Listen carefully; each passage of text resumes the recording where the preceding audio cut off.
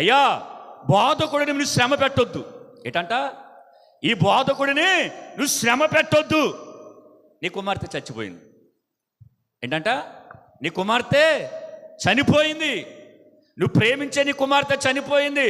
నువ్వు ఎవరి కొరకైతే ఎవరి దగ్గరికి వచ్చావో కుమార్తె చచ్చిపోయింది. కాబట్టి శ్రమ పెట్టొద్దు అని ఎప్పుడైతే ఆ మాట ఈ అధికారికి వినబడిందో యేసయ్య ఏమంటాడు చెప్పనా? వాళ్ళ మాట నమ్మొద్దు. దేవునికి స్తోత్రం. ఏమంటాడు? వాళ్ళ మాట నమ్మొద్దు. మార్కు చూడండి 5వ అధ్యాయం 5:36. యేసు వారు చెప్పిన మాట లక్ష్య పెట్టకు, భయపడకు, నమ్మిక మాత్రమే ఉంచు. దేవునికి స్తోత్రం. చూడండి, తన నమ్మకమైన ఒక దాసుడు వచ్చి, అయ్యా నీ బిడ్డ చనిపోయిన సమాచారం తెచ్చిన వ్యక్తి అక్కడ పూర్తిగా పరిశీలించే చెబుతాడు. అవునా కదా? ఒక మరణ వార్త చెప్పాలంటే పూర్తిగా విషాదపరిచి మనకి కన్ఫర్మ్ అయిన తర్వాత ఫోన్ చేస్తాం. మా తాత చచ్చిపోయాడు, మా మామ చచ్చిపోయింది అని అంటాం. అవునా కదా? అంతేగాని తెలియకుండా మనం చెప్పకూడదు. మాట చెప్తే ఈ ఆయురు కలవరపడిపోవాలి, పరిగెత్తికి వెళ్ళిపోవాలి. కూతురు చనిపోయింది కదా, వెళ్ళిపోవాలి. ఈరోజు చాలామంది దేవుని ఆరాధన చేస్తున్నామండి. దేవుడికి నా హృదయంలో చోటు ఉందండి, దేవుడు వాక్యానికి తప్ప నా హృదయంలో దేనికి చోటు లేదేంటి అని చెప్పుతున్న చాలామంది ఆరాధన మధ్య నుంచి వెళ్ళిపోతూ ఉంటారు. మీరు ఇక్కడ ఉన్నారా లేదా కాదు, నేను సార్వత్రిక సంఘం గురించి చెప్తాను, గుర్తుంచుకోండి. సార్వత్రిక సంఘంలో చేర్చబడిన వారు దేవుడు వాక్యానికి నా హృదయంలో చోటు ఉంది అని అంటారా? ఫోన్ వస్తే బయటికి వెళ్ళిపోతారు. మందిరంలో ఉన్నప్పుడు ఇంటి దగ్గర ఏదైనా గుర్తొస్తే బయటికి వెళ్ళిపోతారు. వెళ్ళిపోయాడు ఎక్కడ? యాయిరు వెళ్ళిపోయాడా? మీరు గమనించండి, వాక్యానికి అన్వయించుకోండి.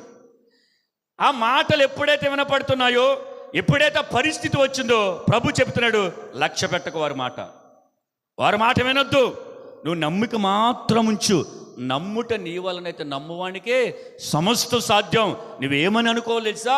నేను దేవుడి మందిరములో ఉన్నాను, దేవుడి వాక్యము నా హృదయములో ఉంది, యేసయ్యకు నా స్థలములో నా హృదయములో చోటు ఉంది.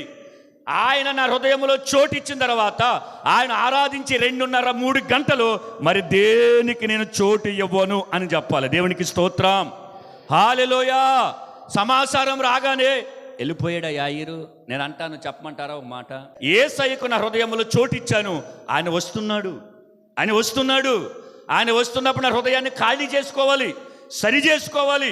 వదిలిపెట్టవలసిన వాటి అన్నిటిని వదిలిపెడితే ఆయన నా హృదయములో స్థిర నివాసం చేస్తాడు. దేవునికి స్తోత్రం. వెళ్ళిపోతారు చాలామంది ఫోన్ రాగానే. ఒకవేళ వెళ్తే వెళ్ళండి, తప్పులేదు. దేవుడికి రేపొద్దు లెక్క అప్పగించాలి, తెలుసా?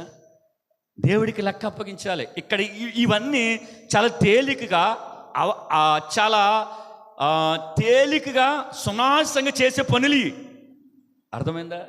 చాలా తేలికగా చేసే పనులు, కానీ చాలా భయంకరమైన శిక్షలు అనుభవిస్తాం మనం.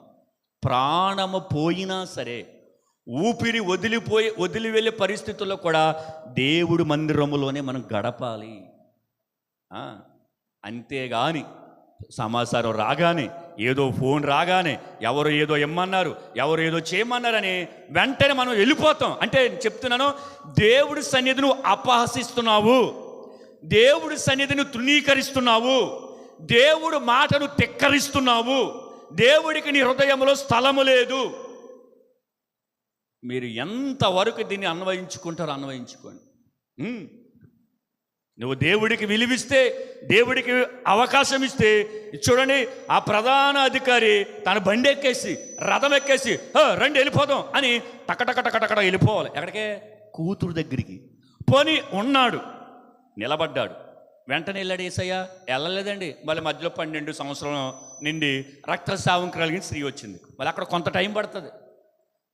అప్పుడు చూడండి, మనకి ఏదైనా మన ఇంటి వారు మరణంలో ఉన్నారు, మరణించారని తెలియగానే మనం అక్కడి నుంచి బయలుదేరి వచ్చేటప్పుడు, నేను ఉన్నాను అక్కడ, నేను కూడా వచ్చేస్తాను, ఉన్నాను అనుకో, సరే ఉన్నారు అనుకుందాం. మీరు అప్పుడు నేను ఆలస్యం చేస్తే మీకు ఎలాగుంటుంది? బాధగా ఉంటుంది. ఇదేంటి, నా ఇంట్లో చచ్చిపోరని చెప్పుకోడు, ఇంత ఆలస్యం చేస్తున్నాడు, మామూలుగా చేస్తే పర్లేదు, ఇప్పుడు కూడా చేస్తాడా అని చూడండి, మనసులో ఎన్నో కలవరాలు వస్తాయి. అటువంటి కలవరం యాయిరికి కూడా ఉంది. అయినా కానీ ప్రభు ఏమన్నాడో, నమ్మిక మాత్రం ఉంచు. ఫస్ట్ ఏమన్నాడో, వాళ్ళ మాటలు నమ్మొద్దు, వాళ్ళ మాటలు నమ్మొద్దు. మనం కూడా, మనకి దుష్టుడు ఇదిగో ఎల్లపోయినా పర్లేదులే, నొప్పి ఉందగా, బాధ ఉందగా, ఆదివారం వెళ్తుండగా, ప్రతి ఆదివారం వెళ్తుండగా ఈ వారం మానేస్తే ఏమవుతుందని ఎన్నో తలంపులు మన దగ్గరికి తీసుకొచ్చినప్పుడు నువ్వు చెప్పవలసింది, నీకు చెప్పుతున్న మాట ఏంటో తెలుసా దేవుడు? ఆ మాటలు లక్ష్య పెట్టొద్దు, ఆ మాటలు నువ్వు లక్ష్య పెట్టొద్దు, నువ్వు నమ్మిక మాత్రం ఉంచు అన్నాడు.